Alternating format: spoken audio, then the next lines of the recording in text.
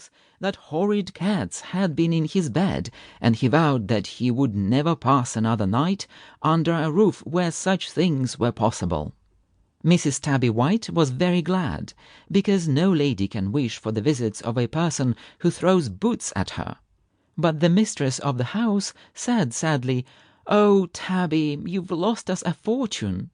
And Tabby, for all her cleverness, didn't understand what the mistress meant, but went on purring proudly and wondering what clever things she could do next. And I don't know what it meant either, so don't you interrupt with silly questions. "I think we ought to wear shoes," was the next thing Mrs. Tabby White said, but all the human shoes were too big for her. However, there was a nice pair of pink shoes, quite new, belonging to the human child's big doll, and Mrs. Tabby White put them on her eldest kitten's little brownie feet. "Now, Brindle," said she, "he was named after the gentleman who told me the story. You are grander than any kitten ever was before." And at first Brindle felt pleased, then he tried to feel pleased, then he knew he wasn't pleased at all. Then the shoes began to hurt him horribly, so he meowed sadly, and Mrs. Tabby White boxed his ears softly, as mother cats do, you know how I mean. But when she was asleep, he took off the pink shoes and bit them to pieces. And nurse slapped him for it. Poor Mrs. Tabby White was very miserable when she saw her son being slapped, for it is one thing to box your son's ears, softly, as mother cats do, you know how I mean, and quite another to see another person do it, heavily, as is the way with nursemaids. But the last and greatest effort Mrs. Tabby White made to imitate human manners was one Saturday night. She saw the human child have its bath before the nursery fire, with hot water, pink soap, dry towels, and much fussing, and she said to herself, "Why should I waste hours every day in washing my children with my little white paws and my little pink tongue, when this human child can be made clean in 10 minutes with this big bath? If I had more time, I could learn to be cleverer, and I should end up by being the most wonderful cat in all the world." So she sat and watched and waited.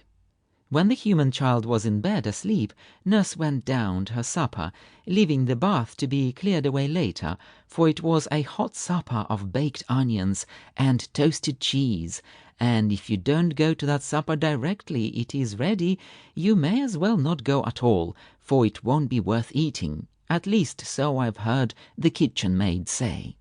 Mrs. Tabby White waited till she heard the last of nurse's steps on the stairs below, and then she put both her cat children into the tub and washed them with rose-scented soap and a turkey sponge.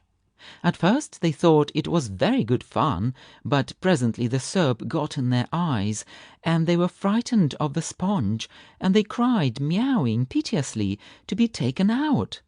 I don't know how she could have done it. I couldn't have treated a kitten of mine like that.